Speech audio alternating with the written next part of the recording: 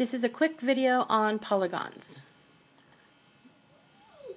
You will need to take notes as you go through this video. A polygon is a closed figure made by connecting line segments. So the top box have examples of polygons.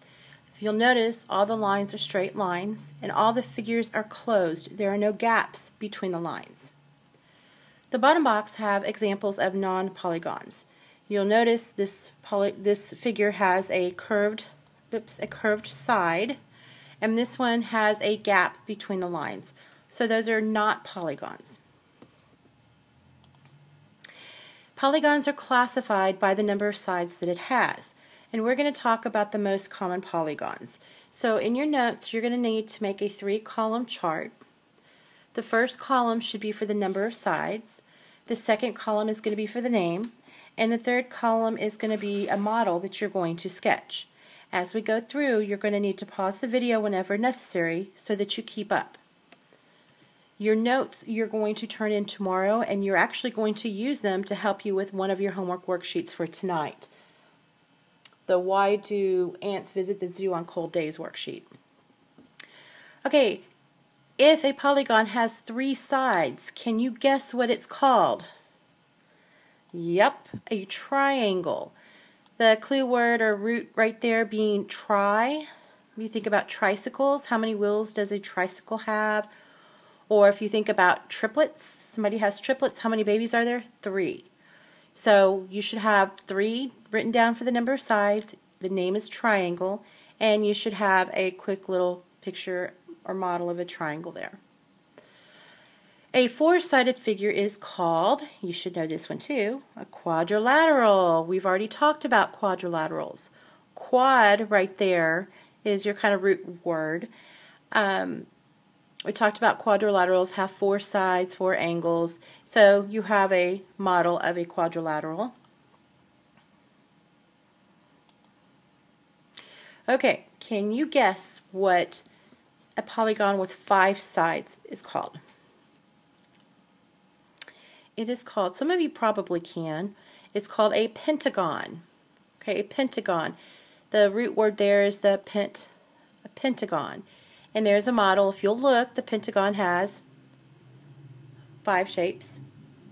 Not all pentagons look like this.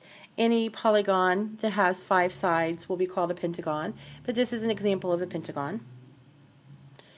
A 6-sided figure is called a hexagon.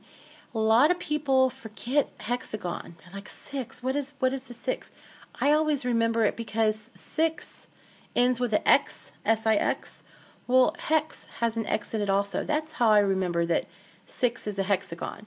And if you'll count the number of sides, there are 6. You probably haven't heard of a 7-sided figure that much, but a 7-sided figure polygon is called a heptagon. Hept. That is your root word, hept, a heptagon. And there is your example. Any 7-sided figure will do as long as it's closed and they're straight lines. An 8-sided figure is called, can you guess it? You got it, octagon. Octagon. Think of an octopus. It has 8 legs.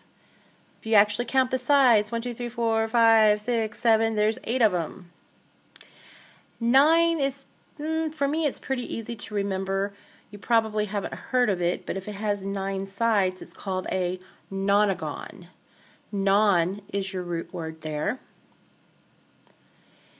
And a 10-sided polygon, you probably don't think you know it, but I bet you could come up with it. And I'll give you a hint. Think about 10 years make a blank.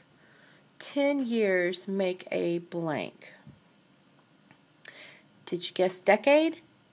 If you did, then you probably realize that the name of a 10-sided polygon is a decagon.